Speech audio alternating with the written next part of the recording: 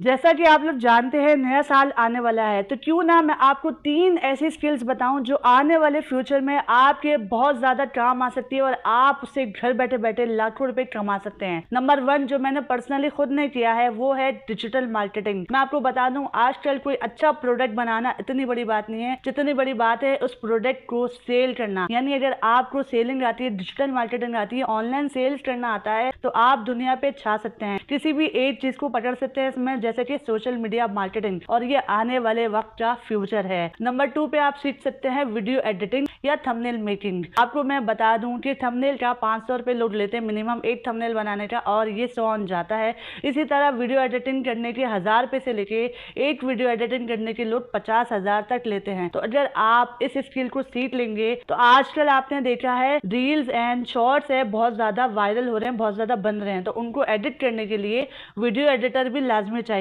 और नंबर 3 मैं आपको बता दूं, 3D कार्टून कैरेक्टर एनिमेशन जो आपके बनते हैं, इसमें भी बहुत ज्यादा पैसा है। तो इन तीनों में से किसी एक स्किल को भी अगर आप अच्छे से ग्रैब कर लेते हैं तो आपका आने वाला फ्यूचर सिक्योर हो जाएगा।